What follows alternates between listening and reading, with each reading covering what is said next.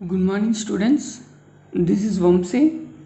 మనం ఈరోజు టాపిక్లో intensity of electric field at a point on the equatorial plane of an electric dipole discuss చేయబోతున్నాం. Telugu medium వాళ్ళకైతే ద్విధ్రువ మధ్య లంబరేఖపై విద్యుత్ క్షేత్ర తీవ్రత, ఆ మధ్య లంబరేఖ పైన ఏదైనా ఒక బిందువు వద్ద విద్యుత్ క్షేత్ర తీవ్రత కట్టబోతున్నాం. మనం లాస్ట్ క్లాస్లో ఆల్రెడీ యాక్సియల్ లైన్ పైన ఎలక్ట్రిక్ ఫీల్డ్ ఇంటెన్సిటీ ఎలా ఉంటుందో ఆల్రెడీ ఫైండ్ అవుట్ చేసాం. ఒకవేళ చూడకపోతే మన వీడియో లిస్ట్లో ఉంటుందో ఒకసారి చూడండి. తెలుగు మీడియం వాళ్ళకైతే అక్షయ రేఖ పైన ఏదైనా ఒక బిందువు వద్ద విద్యుత్ క్షేత్ర తీవ్రత ఆల్రెడీ ఫైండ్ అవుట్ చేసాం.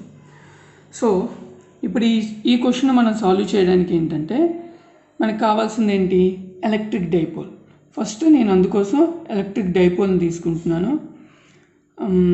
కొంచెం గ్యాప్ తీసుకుంటాను. ఇది ఒక నెగిటివ్ ఛార్జ్, ఒక పాజిటివ్ ఛార్జ్. ఈ రెండింటిని కొంత డిస్టెన్స్లో మనం సెపరేట్ చేయబోతున్నాం. ఆ డిస్టెన్స్ మనకు తెలుసు, 2a డిస్టెన్స్ తీసుకున్నాం. లాస్ట్ క్లాస్లో కూడా 2a కాబట్టి 2a తీసుకుంటున్నాను. టూ ఆపోజిట్ ఛార్జెస్ కొంత డిస్టెన్స్లో సేమ్ మ్యాగ్నిట్యూడ్ కలిగి ఉండి కొంత డిస్టెన్స్తో సెపరేట్ చేయబడితే దాన్ని మనం ఎలక్ట్రిక్ డైపోల్ అంటాం. అదే విద్యుత్ యొక్క ద్విధ్రువం అంటాము. రైట్, ఇప్పుడు ఏంటి, మనం ఆల్రెడీ ఈ లైన్ని ఎక్స్టెండ్ చేస్తే దీన్ని యాక్సియల్ లైన్ అంటాం. ఈ లైన్లో ఏదైనా ఒక పాయింట్ దగ్గర విద్యుత్ క్షేత్ర తీవ్రత కట్టేసాము. సో ఇప్పుడు ఏంటంటే మిడ్ పాయింట్ దగ్గర, మిడ్ పాయింట్ మధ్య లంబరేఖ అంటాం. ఒక మిడ్ పాయింట్ ఈక్విటోరియల్ ప్లేన్, ఇక్కడ నుంచి ఈక్విటోరియల్ ప్లేన్ ఇది ఒక మిడ్ పాయింట్ అనుకుంటే ఒక లైన్ తీసుకుందాం. చిన్నది తీసుకుందాం. ఒక లైన్ తీసుకుంటే ఈ లైన్ పైన ఏదైనా ఒక పాయింట్ దగ్గర మనం ఎలక్ట్రిక్ ఫీల్డ్ ఇంటెన్సిటీ కట్టాలి. సో నేను దీనికోసం ఏంటంటే ఒక పెద్ద లైన్ తీసుకుందాం. నేను డాటెడ్ లైన్స్తో కొంతవరకు ఎక్స్టెండ్ చేస్తాను. ఈ లైన్ పైన మీరు ఎక్కడైనా తీసుకోవచ్చు, ఓకేనా? ఏ పాయింట్ దగ్గరైనా మీరు ఎలక్ట్రిక్ ఫీల్డ్ ఇంటెన్సిటీ కట్టవచ్చు. నేను ఈ పర్టిక్యులర్ పాయింట్ దగ్గర ఎలక్ట్రిక్ ఫీల్డ్ ఇంటెన్సిటీ కట్టాలనుకుంటున్నాను. ఈ లైన్ యొక్క డిస్టెన్స్ ఏదైతే ఉందో దాన్ని నేను స్మాల్ ఆర్ అనుకుంటున్నాను. రైట్, మీకు ఇంకొక విషయం కూడా చెప్పాలనుకుంటున్నాను ఈ టాపిక్లో. మీరు ఏదైతే ఉందో డైపోల్గా తీసుకుంటున్నారో, ఇది నెగిటివ్ ఛార్జ్, ఇది పాజిటివ్ ఛార్జ్ అని మనకి టెక్స్ట్ బుక్లో ఇది పాజిటివ్ ఛార్జ్, ఇది నెగిటివ్ ఛార్జ్ కూడా తీసుకోవచ్చు. ఫస్ట్ నెగిటివ్ ఛార్జ్ తీసుకోవాలనే రూల్ ఏం లేదు. బట్ ఏంటంటే డైపోల్ మూమెంట్ అనేది మీరు కన్సిడర్ చేసేటప్పుడు నెగిటివ్ టు పాజిటివ్ ఉంటుందని ఒక పాయింట్ మీకు గుర్తుండడానికి కోసం మాత్రమే నేను ఇలా తీసుకుంటున్నాను. First negative charge.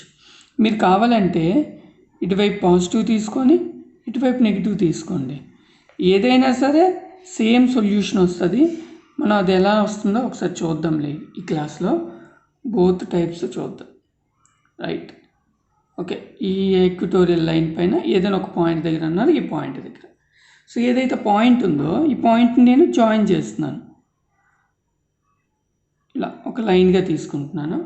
సో ఈ పాయింట్ దగ్గర, ఈ పాయింట్ని ఏమంటాం జనరల్గా పి అనే పాయింట్గా తీసుకుంటాం నార్మల్గా.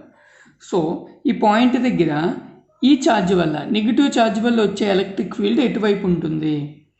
ఆఫ్ కోర్స్ ఎప్పుడైనా ఒక పాయింట్ తీసుకున్నామంటే మీరు సింపుల్గా గుర్తుపెట్టుకోవడానికి ఏంటంటే ఆ పాయింట్ మీరు పాజిటివ్ అన్నట్టు ఊహించుకోండి. Just a trick ఇదంతే.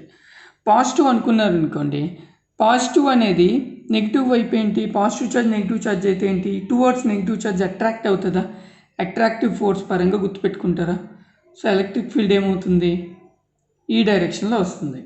సో దీన్ని E1 ఆర్ E2 అనుకుందాం. E1 ఆర్ మైనస్ ఈక్యూ అని అనుకుందాం. ఇది మైనస్ ఈక్యూ అనుకుంటాను. మీకు కావాలంటే ఇది ఫస్ట్ ఛార్జ్ అనుకొని దీన్ని సెకండ్ ఛార్జ్గా తీసుకుంటే దీన్ని E1 దీన్ని E2గా కూడా తీసుకోవచ్చు. నెక్స్ట్ ఈ పాయింట్ని ఇలా ఈ లైన్తో జాయిన్ చేస్తున్నాను. Okay, clear? దీన్ని కూడా ఎక్స్టెండ్ చేస్తున్నాను. ఓకే, ఇదేంటంటే పాజిటివ్ ఛార్జ్, ఇది కూడా పాజిటివ్ ఛార్జ్గా అనుకున్నట్టయితే మనకి నార్మల్గా తెలుసు ఎలక్ట్రిక్ ఫీల్డ్ అనేది ఎప్పుడు పాజిటివ్ ఛార్జ్ టువర్డ్స్ అవుతుంది, నెగిటివ్ ఛార్జ్కి అయితే ఆపోజిట్లో వస్తుంది. ఓకేనా? సో ఇదేమవుతుంది? రిపల్ ఫోర్స్ లాగా పనిచేస్తుంది. సో ఇదేంటి? ఇటువైపు అవుతుంది, ఇటువైపు వస్తుంది. దీన్ని ఏంటి? ప్లస్ క్యూ అనుకుంటాం. సో పి అనే పాయింట్ దగ్గర, ఈ పాయింట్ దగ్గర మైనస్ క్యూ వల్ల ఎలక్ట్రిక్ ఫీల్డ్ ఈ డైరెక్షన్లో ఏర్పడితే ప్లస్ క్యూ వల్ల ఎలక్ట్రిక్ ఫీల్డ్ ఈ డైరెక్షన్లో ఏర్పడుతుంది. మీకు ఇంటర్మీడియట్ ఫస్ట్ ఇయర్లో కూడా మీకు ఈ టాపిక్ వచ్చి ఉంటుంది. దానికోసం నేను ఏం చేస్తానంటే ఇక్కడ మీకు మెయిన్ అర్థం అవ్వాల్సింది ఏంటంటే రిజల్టెంట్ వెక్టర్ అనేది ఎటువైపు వస్తుంది అనేది. సో రిజల్టెంట్ వెక్టర్ ఇలా వస్తుంది ఈ అన్నమాట. ఇదొక 90 degrees, దీని యాంగిల్ యాక్చువల్లీ 90 degrees.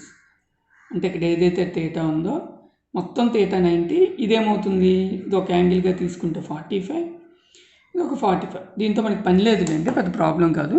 పర్పెండిక్యులర్ ఉంటుందని తెలిస్తే చాలు మీకు, రైట్. ఇప్పుడు ఏంటి ఈ రిజాల్వింగ్ వెక్టార్స్ ఉన్నాయి కదా, దీనికోసం మనం ఒక 2 minutes మాట్లాడదాం, దాని తర్వాత టాపిక్లోకి వెళ్ళిపోదాం.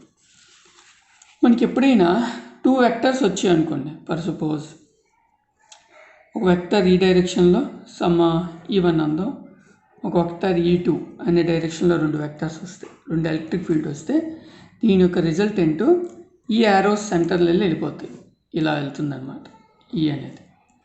అలానే నెక్స్ట్ డిఫరెంట్ పాసిబిలిటీస్ ఒకసారి చూద్దాం. ఒకవేళ ఒక వెక్టర్ ఈ యాంగిల్లో ఉందనుకోండి, ఇక్కడ మీకు సింపుల్గా గుర్తుపెట్టుకోవాల్సింది అంటే ఇది ఎల్ షేప్ లాంటిది. ఎల్ ఉంటే దాని సెంటర్ నుంచి ఈ యారో మార్క్స్ ఏవైతే ఉన్నాయో ఇవి ఏ డైరెక్షన్లో ఉంటే ఆ సెంటర్ నుంచి ఆ డైరెక్షన్లోకి వెళ్ళిపోతుంది రిజల్టెంట్ వెక్టర్, అంతే. ఇప్పుడు ఈ 2 ఇలా ఉన్నాయి, దీని సెంటర్ నుంచి ఎటు వెళ్తుంది, ఇలా వెళ్ళిపోతుంది.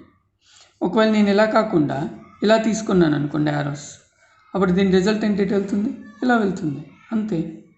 ఓకేనా. ఇది దేని మీద ఆధారపడి ఉంటుందంటే ఈ వెక్టార్స్ యొక్క ఎలక్ట్రిక్ ఫీల్డ్స్ యొక్క మ్యాగ్నిట్యూడ్ మీద డిపెండ్ అయి ఉంటుంది. ఒకవేళ మ్యాగ్నిట్యూడ్ చాలా ఎక్కువ ఉండి చాలా తక్కువ ఉందనుకోండి, ఇది కొంచెం ఇటువైపు టిల్ట్ అవుతుంది. ఈ 2 ఈక్వల్ మ్యాగ్నిట్యూడ్సే తీసుకుంటున్నాం కాబట్టి ఇది సెంటర్ నుంచి తీసుకుంటాం. సో మీకు అంత కాంప్లికేటెడ్ క్వశ్చన్స్ ఏం లేవు, చాలా సింపుల్గా ఉంటాయి, ప్రాబ్లం లేదు. అర్థమవుతుంది కదా. ఎల్ షేప్, సింపుల్గా ఎల్ షేప్ ఇలా తీసుకుంటాం. ఎల్ షేప్ ఇలా ఒక వెక్టార్, ఇలా ఒక వెక్టార్ ఉంటే దీని యొక్క రిజల్టెంట్ ఎలా వెళ్తుంది, యారో వైపు ఇలా వెళ్తుంది. ఓకేనా. ఇది ఒకవేళ మీకు ఈ విధంగా ఇలా ఒక వెక్టారు, ఇలా ఒక వెక్టార్ వెళ్తే దాని రిజల్టెంట్ ఇలా వెళ్తుంది. మీరు జస్ట్ ఇది గుర్తుపెట్టుకోగలిగితే మీకు ఈజీ. ఇంకా వెక్టార్ రిజాల్వింగ్ అనేది మీకు చాలా సింపుల్గా వచ్చేస్తుంది. ఇంకొక పాయింట్ మీరు ఏంటి గుర్తుపెట్టుకోవాలంటే, ఎక్కడైతే మీరు యాంగిల్ తీస్తారో కన్సిడరేషన్లోకి తీసుకుంటారో ఆ థీటా వచ్చిన దగ్గర ఈ వెక్టార్ని ఏదైతే ఈగా వెక్టార్గా తీసుకుంటున్నామో దాన్ని రిజాల్వ్ చేయమంటాం. సేమ్ ఇదే కొంచెం పక్కకు జరుపుతాం, ఇలా దీన్నే ఇలా తీసుకెళ్తాం రిజాల్వింగ్ చేసేటప్పుడు షార్ట్కట్లో. థీటా ఎక్కడైతే వస్తుందో దాన్ని ఈ కాస్ థీటా అంటాం.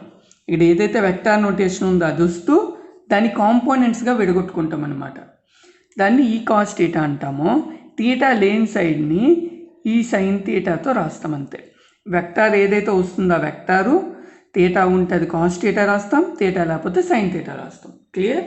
అది ఇక్కడ అనుకోండి ఇదేమవుతుంది, సేమ్ ఇక్కడ ఎలా అయితే ఉందో అదే మనం కొంచెం పక్కకు జరిపినట్టు తీసుకుంటాం. ఇది యాంగిల్ థీటా తీసుకున్నాం అనుకో, ఇది థీటా అవుతుంది. థీటా వస్తే ఇదేమవుతుంది ఈ కాస్ థీటా, ఇదేమవుతుంది ఈ సైన్ థీటా, అంతే. క్లియర్ కదండి. ఇప్పుడు ఇది మనం క్లియర్గా చూస్తే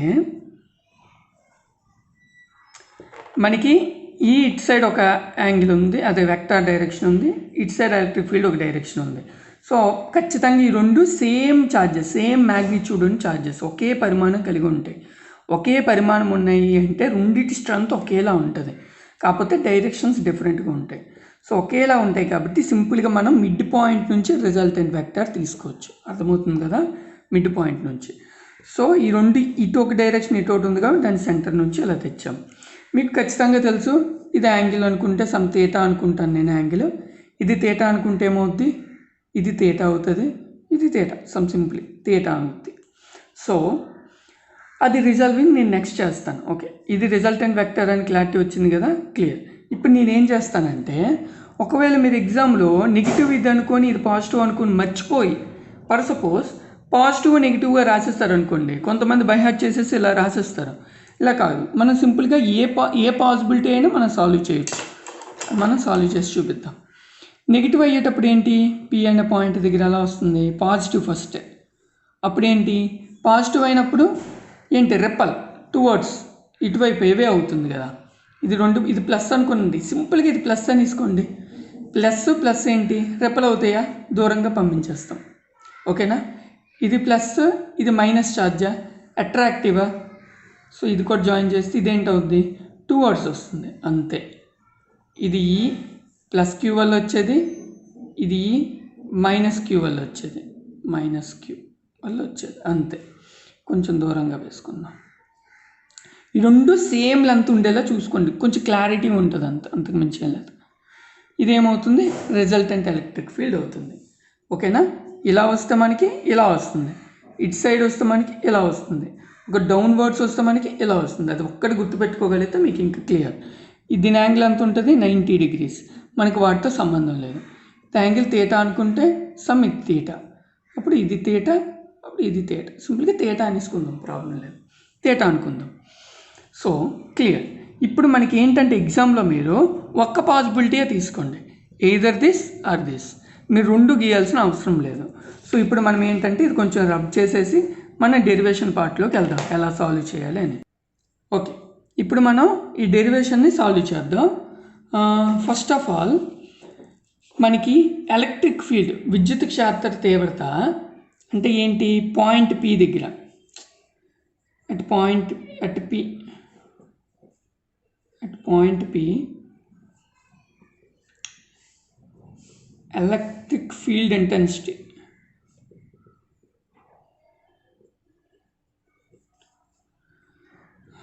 due to negative charge.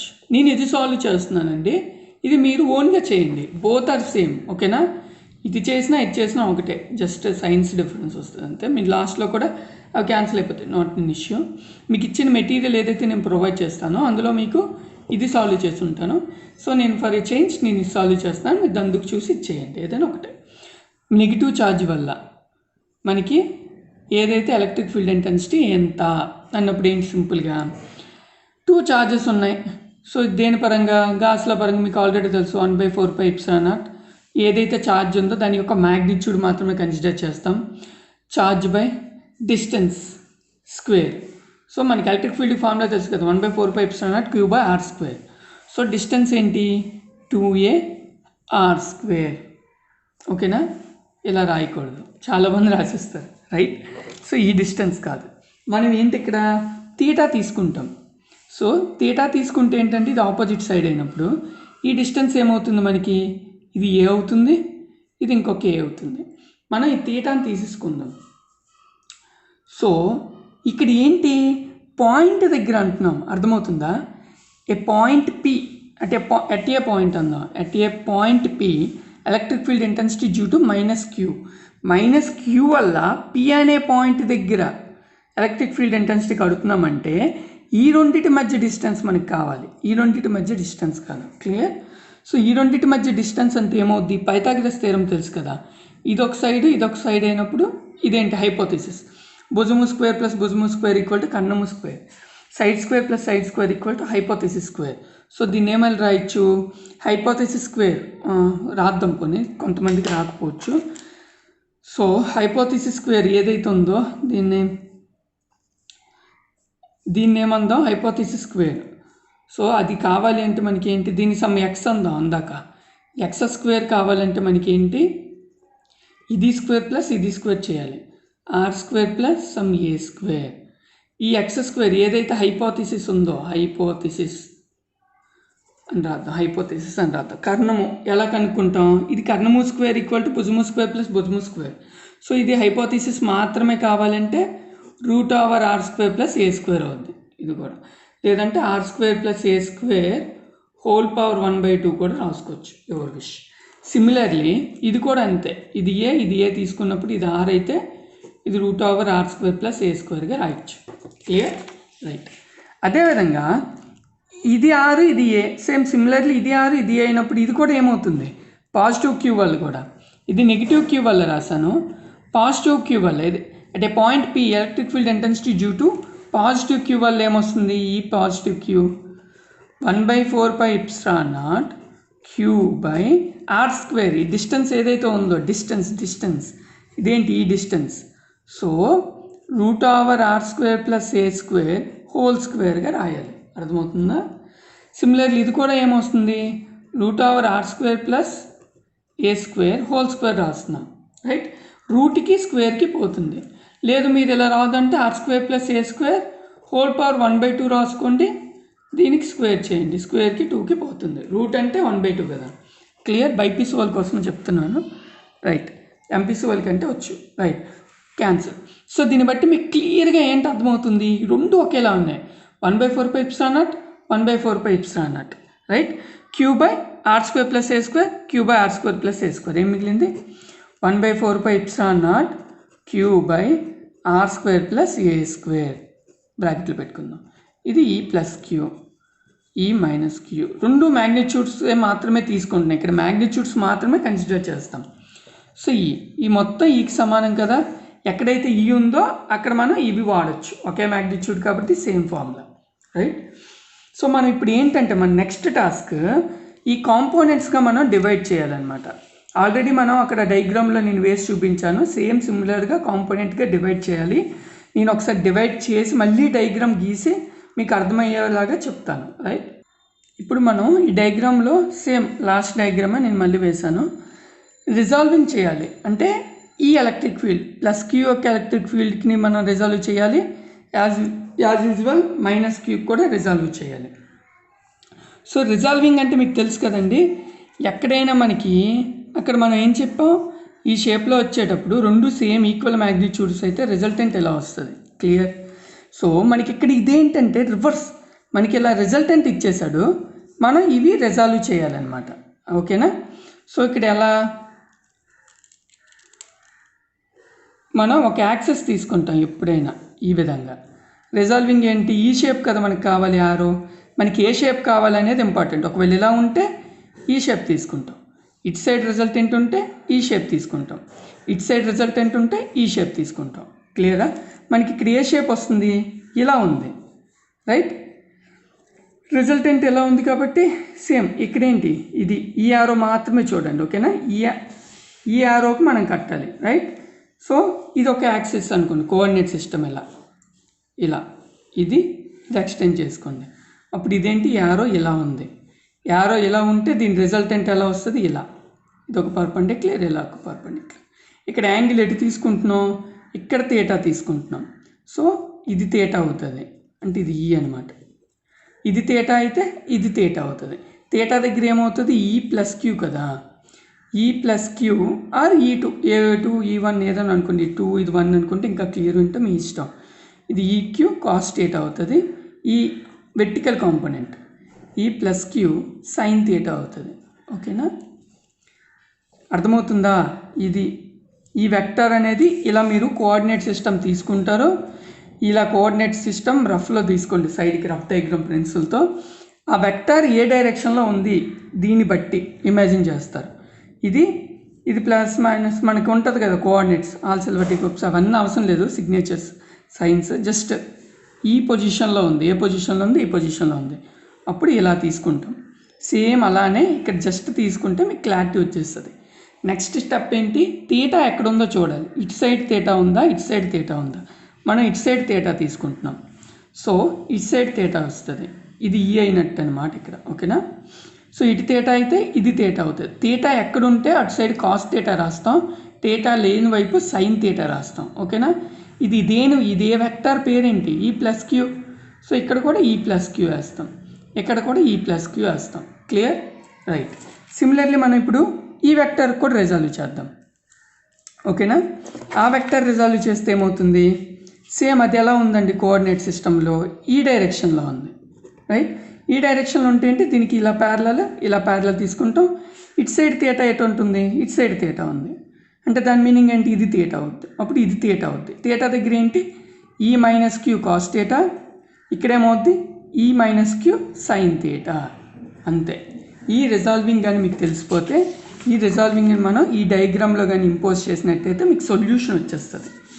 So అదే నేను మళ్ళీ క్లియర్గా డయాగ్రామ్ వేస్తాను, ఇక్కడ లేదంటే ఇక్కడే రిజాల్వ్ చేసేద్దాం. ఓకేనండి? ఈ డయాగ్రామ్లో మనం రిజాల్వ్ చేద్దాం. ఫస్ట్ ప్లస్ క్యూకి రిజాల్వ్ చేయాలి. సో ఇది ఎలా ఉంది, కోఆర్డినేట్ సిస్టమ్ అనుకుంటే ఈ డైరెక్షన్లో ఉంది. సో దీనికి ప్యారలల్గా ఒక లైన్ వేసుకుంటాం, దీనికి ప్యారలల్గా ఒక లైన్ వేసుకుంటాం, రైట్? ఇది తీటా ఇక్కడ తీసుకుంటున్నాం కాబట్టి తీటా ఇక్కడ వస్తుంది. ఇప్పుడు ఇదేమవుద్ది ఈ ప్లస్ క్యూ కాస్ తీటా అవుతుంది, ఇది ఈ ప్లస్ క్యూ సైన్ తీటా అవుతుంది. ఓకేనా. సిమిలర్లీ ఇటు వెక్టర్ మైనస్ క్యూ, దీన్ని రిజాల్వ్ చేయాలంటే ఇప్పుడు కోఆర్డినేట్ సిస్టంలో ఎలా ఉంది, ఇలా ఉంది. ఈ కోఆర్డినేట్ సిస్టంలో రిజల్ట్ ఉంది కాబట్టి దీనికి ప్యారలల్గా ఒక లైన్, దీనికి ప్యారలల్గా ఒక లైన్ తీసుకుంటాం. తీటా ఇటు సైడ్ తీటా. సో అప్పుడు తీటా ఇక్కడ వస్తుంది. తీటా ఇక్కడ వచ్చిందంటే ఇదేమవుద్ది, ఇదే charge final vector minus Q, ఈ మైనస్ క్యూ కాస్ తీటా ఇక్కడ వస్తుంది, ఇక్కడ ఈ మైనస్ క్యూ సైన్ తీటా వస్తుంది. ఇక్కడ మనకి రిజాల్వింగ్ అయిపోయి వెర్టికల్ కాంపోనెంట్స్, హారిజాంటల్ కాంపోనెంట్స్ అని మనకు ఉంటాయి. ఇప్పుడు వెర్టికల్ కాంపోనెంట్స్ మీకు చూస్తే మనకు ఒక పాయింట్ తెలుసు లాస్ట్ పేజీలో, ఈ ప్లస్ క్యూకి ఈ మైనస్ క్యూకి కలిపితే కూడా ఈయే వచ్చింది. క్లియర్ కదా. ఇక్కడ మూడిటి వాల్యూ ఒకటే వచ్చింది. సో 3 ఒకటే అనమాట. 3 ఒకటే అయినప్పుడు ఇదేంటిది సింపుల్గా ఈ అవుద్దా. మన కోఆర్డినేట్ సిస్టంలో ఏంటి, ఇది పాజిటివ్ డైరెక్షన్, ఇది నెగిటివ్ డైరెక్షన్, ఇది negative direction, positive direction, right. ఇక్కడ ఏమేమి ఉన్నట్టు వెర్టికల్ కాంపోనెంట్స్లో ఈ సైన్ తీటా పైన ఉంది, సిమిలర్లీ ఈ సైన్ తీటా కింద ఉంది. అంటే ఈ ప్లస్ క్యూ ఈ మైనస్ క్యూ ఉంది. ఆఫ్ కోర్స్ రెండు ఒకటే కాబట్టి నేను ఈగా రాసేసుకుంటున్నాను. ఇటు సైడ్ ఏముంది, ఈ కాస్ తీటా ఉంది, సిమిలర్లీ సేమ్ డైరెక్షన్లోనే ఈ ప్లస్ క్యూ మైనస్ క్యూ ఈగానే రాసేస్తున్నాం, మరి మర్చిపోండి. ఇంకా అప్పుడు ఏమవుద్ది, ఈ కాస్ తీటా ఉంది. ఈ రెండు ఒకే డైరెక్షన్లో ఉన్నాయి, ఆపోజిట్ డైరెక్షన్లో ఉంది. దీని ప్లేస్ అంతా ప్లస్, ఇదంతా మైనస్. ఇదేంటి, ఇది మైనస్లే, రెండు మైనస్లే, పక్కన పెట్టుకుందాం.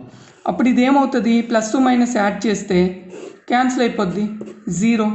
సో ఓన్లీ ఇది మాత్రమే యాడ్ చేయాలి. అంటే మనకి ఓన్లీ హారిజాంటల్ కాంపోనెంట్స్ మాత్రమే మిగులుతున్నాయి.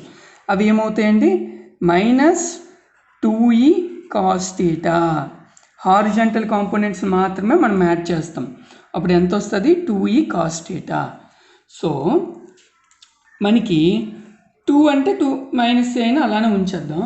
ఈ అంటే మనకి ఫార్ములా ఏం తెలుసు, అక్కడ రాసాంగా ముందు పేజ్లో, 1/4πε0 q/r² + a². ఓకేనా. ఇక్కడ ఏంటంటే టెక్స్ట్ బుక్స్లో ఎందుకు ఈ డయాగ్రామ్ ప్రిఫర్ చేస్తారంటే, ఇక్కడ మనకి ఇటు సైడు రిజల్టెంట్ ఇటు మిగులుతున్నాయి కదా. సో ఇదే డైరెక్షన్ నెగిటివ్ డైరెక్షన్, అంటే నెగిటివ్ సైన్ ముందు పోతుంది. అదే ఇటు సైడ్ తీసుకున్నాం అనుకో, ఇటు సైడ్ ఉన్నాయంటే పాజిటివ్ డైరెక్షన్ కదా. అప్పుడు ఈ నెగిటివ్ సైన్ అనేది ఇక్కడ ఉండదు. సో కొంతమంది పిల్లలు కన్ఫ్యూజ్ అవుతారు, నెగిటివ్ వస్తే ఇబ్బంది పడతారని చెప్పి టెక్స్ట్ బుక్స్లో గట్రా మిగతా మెటీరియల్స్లో మనకి ఇవి ఇలా షిఫ్ట్ అయ్యి ఉంటాయి అన్నమాట. ఎందుకు, ఇది పాజిటివ్ సైన్ తెచ్చుకోవడానికి. ఏదైనా మనకి సొల్యూషన్ ఒకటే వస్తుంది, మనం మ్యాగ్నిట్యూడ్స్ కన్సిడర్ చేస్తాం కాబట్టి. సో ఈ వాల్యూ ఏంటి, 1/4πε0 q/r² + a². మనకి ఇంకేం కట్టాలి, ఇందులో కాస్ తీటా కట్టాలి. మనకి కాస్ తీటా కావాలంటే ఏంటంటే ఇది కదా తీటా, డయాగ్రామ్లో ఇది తీటా. తీటాకి ఏంటి, కాస్ తీటా అంటే ఏంటి, ఎడ్జిసెంట్ సైడ్ బై హైపోథెసిస్. ఓకేనా. ఆసన్న భుజము బై కర్ణము. ఆసన్న భుజం ఏంటి మనకి, కాస్ తీటా. కాస్ తీటా ఇక్కడికి అర్థం, ఇది r, ఇది a. ఆసన్న భుజము ఇక్కడ మనకి ఏం మిగిలింది, r² + a². ఇదేంటి, కర్ణము. ఎడ్జిసెంట్ సైడ్ అంటే ఏంటి, a బై కర్ణము ఏదైతే హైపోథెసిస్ ఉందో హైపోథెసిస్ ఏంటి, r² + a², √r² + a². ఈ ఏదైతే కాస్ వాల్యూ వచ్చిందో అది ఇందులో సబ్స్టిట్యూట్ చేస్తాం ఇక్కడ. అప్పుడు ఏమవుతుంది, a/r² + a² whole power 1/2. Clear. మీకు ఒక విషయం తెలుసు, 2a డిస్టెన్స్ ఇంటూ ఛార్జ్, దీన్ని ఏమంటాం, ద్విధ్రువ భ్రామకం, డైపోల్ మూమెంట్. సో 2aq ఉన్న ప్లేస్లో నేను 2aq ప్లేస్లో నేను నెక్స్ట్ స్టెప్లో పీగా రాసుకుంటాను. ఓకేనా. సో ఇక్కడ మీకు ఒక విషయం తెలుసు, r² + a² whole power 1, r² + a² whole power 1/2 ఏమవుతుంది, a⁻m × a⁻n, a⁻m + n అవుతుంది. సో ఇదేమవుతుంది, 1 + 1/2 అవుతుంది. 2 1 2, 2 + 1 3/2 అవుతుంది. ఓకేనా. దీన్ని ఎలా రాయొచ్చు, r² + a² హోల్ పవర్ 3/2. ఇంకేం మిగిలింది, ఇది మిగిలింది 1/4πε0. దీన్ని ఎలా రాయొచ్చండి, మనం పీగా రాయొచ్చు, p. So -p/4πε0 r² + a² whole power 3/2. మనం ఓన్లీ మ్యాగ్నిట్యూడ్ని మాత్రమే కన్సిడర్ చేసేటప్పుడు ఏంటంటే ఈ సిగ్నేచర్ని నెగ్లెక్ట్ చేస్తాం. ఓకే, మనకి ఇప్పుడు ఇక్కడ ఫైనల్గా ఏంటంతకి తెప్పిస్తున్నాము, resultant electric field, final electric field. ఇది మీకు అర్థమైంది కదా, ఈ రెండు యాడ్ అయినాయి. మనం మొత్తం కాంపోనెంట్స్ యాడ్ చేయాలి, బట్ మనకి మిగిలినవి ఏంటి, హారిజాంటల్ కాంపోనెంట్స్ మాత్రమే, అవి మాత్రమే యాడ్ చేస్తాం. ఈ plus Q cos theta plus ఈ ప్లస్ క్యూ కాస్ థీటా మీకు రెండు మిగిలాయి. ఇవేంటిది, ఈ ప్లస్ క్యూ అయినా మైనస్ క్యూ అయినా ఏదైనా ఈకి సమానం కాబట్టి ఈ కాస్ థీటా ప్లస్ ఈ cos theta 2e cos theta. ఎందుకు మైనస్లు వచ్చాయంటే దీని ముందు సిగ్నేచర్ ఏంటి, నోటేషన్ మైనస్. ఇక్కడే మీరు మ్యాగ్నిట్యూడే తీసుకుంటాము అనుకున్నారు అనుకోండి, ఓన్లీ మ్యాగ్నిట్యూడ్నే కన్సిడర్ చేస్తున్నాము అనుకుంటే ఈ సైన్ అసలు మీరు రాయక్కర్లేదు. ఓకేనా, రైట్, మ్యాగ్నిట్యూడ్ తీసుకుంటే రాయక్కర్లేదు. సో అందుకే మీకు ఏంటంటే బుక్స్లో ఇది పాజిటివ్ ఛార్జ్ ఇది నెగిటివ్ ఛార్జ్గా తీసుకుంటారు. మీరు అక్కడ మీరు కన్ఫ్యూజ్ అవుతారు, ఈ నెగిటివ్ ఛార్జ్ వస్తుంది అనేసి. సో మీరు ఏం చేస్తారంటే రివర్స్ డైరెక్షన్లో సాల్వ్ చేసుకుంటూ వెళ్ళిపోండి. సేమ్ ఆన్సర్ మీకు తెలుసు అనుకుంటున్నాను, లేదన్నా ఇదైనా ఓకే, మీకు రాంగ్ అయితే కాదు. సో ఫైనల్గా మనకి ఏం మిగులుతుంది, is equal to p/4πε0 r² + a² whole power 3/2. ఓకేనా, ఒకవేళ ఆర్ ఏ అంటే ఈ డిస్టెన్స్ అనేది చాలా తక్కువ ఉండి ఈక్వటోరియల్ ప్లేన్ యొక్క డిస్టెన్స్ ఏదైతే పాయింట్ తీసుకుంటున్నా ఆ డిస్టెన్స్ చాలా ఎక్కువ ఉంటుంది జనరల్గా. ఓకేనా, డైపోల్ డిస్టెన్స్. ఒకవేళ ఆర్ అనేది చాలా చాలా ఎక్కువ అనుకుంటే ఆ కేసులో ఏ అనేది మనం ఏం చేయొచ్చు, నెగ్లెక్ట్ చేయొచ్చు. అప్పుడు ఏంటి మన ఫైనల్ సొల్యూషన్, 1/4πε0 అనుకుందాం పోనీ, p/r² హోల్ పవర్ 3/2, స్క్వేర్కి 2కి క్యాన్సిల్.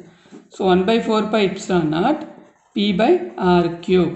ఇదే ఈక్విటోరియల్ ప్లేన్ పైన విద్యుత్ క్షేత్ర తీవ్రత, electric field intensity at an equatorial plane point, ఏదైనా ఒక పాయింట్ దగ్గర. అర్థమైంది అనుకుంటున్నాను అండి. అయితే మనకి ఫైనల్గా ఏమొచ్చినట్టు, మైనస్ సైన్తో మనకి ఎలక్ట్రిక్ ఫీల్డ్ వచ్చింది. మీరు మ్యాగ్నిట్యూడ్ అని కన్సిడర్ చేయొచ్చు, లేదు అంటే యాక్చువల్లీ డైరెక్షన్ కూడా ఇంపార్టెంటే, నెగిటివ్ నెగిటివ్ నెగిటివ్ అలాగా కన్సిడర్ చేసుకుంటూ వెళ్ళిపోతాం మనకి. అంటే ఇక్కడ కాన్సెప్ట్ ఏంటంటే సింపుల్గా మనకి, మీరు ప్రీవియస్ క్వశ్చన్ చూసినట్టయితే యాక్సియల్ లైన్ పైన మనకి ఎలక్ట్రిక్ ఫీల్డ్ ఇంటెన్సిటీ ఎంత వచ్చింది, 1/4πε0ని నేను కే అంటాం, 2kp/r³ వచ్చి ఉంటుంది, రైట్. అదే ఈక్వటోరియల్